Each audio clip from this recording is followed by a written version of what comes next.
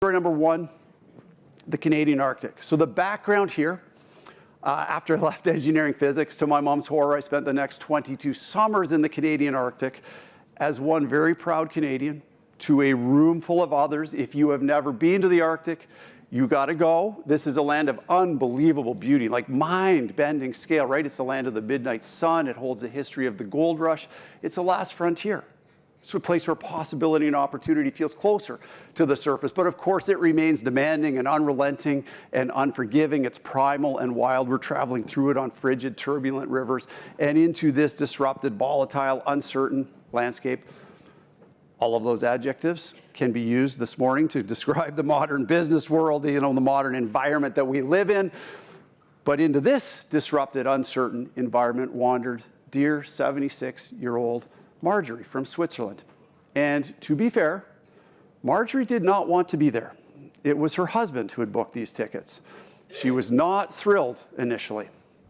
They had been married for 54 years, very prim, proper, organized Swiss life. They'd never left the continent. Marjorie would later tell me she felt basically tired, lazy, uninspired. She was languishing.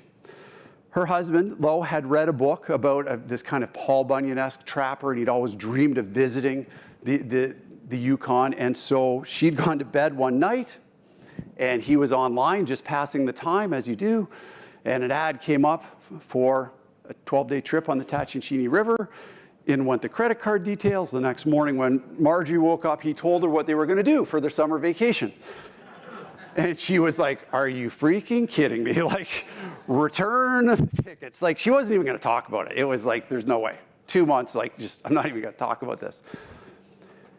And then her husband passed away unexpectedly in his sleep. And in those waves of grief that followed in that, wrestling with mortality, with humanity that we all have to face at times on our journey, she decided she would come to the Yukon, that she would bring his ashes with her in really, I think, a way of fulfilling his unsaid final wishes and distribute them in this landscape that he'd dreamed of seeing. So she stitched together a little gossamer of confidence. She flew to Whitehorse. I met her in the lobby of the High Country Inn, and we whisked her away before she could change her mind into this incredible, beautiful wilderness. And everything was going so well until day 8, when Marjorie disappeared without a trace. And we were camped in the middle of nowhere.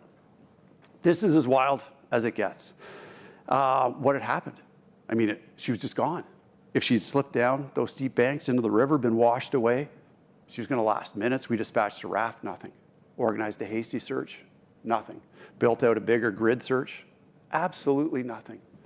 Managed to get in touch with a helicopter. It flew in the next morning. We looked all day. At 4 o'clock, we spotted something on the shores of this distant lake. We flew over. It was Marjorie. She was alive. After this emotional reunion, I started to understand what had happened. Without her glasses on, she'd spotted Melt Creek, that little flow to the right, mistaken it for the huge Tatshenshini River, followed it on her hands and knees through coastal alders and bush until she reached that lake and realized she was lost. Again, in the middle of nowhere. And this had to be really her worst nightmare coming true in many, many ways. As if her husband was talking to her, she could hear his words, if you're lost, just stay put, right? Let the searchers find you. She had a roll of toilet paper and a lighter with her. She managed to get a little fire going. She would have answered yes to that first question. She went and broke off those little bottom branches of the spruce trees, swaddled herself in those, and she waited. And so that night under the Milky Way, of course, the northern lights, those echoing howls of wolves you hear every night on the riverbanks.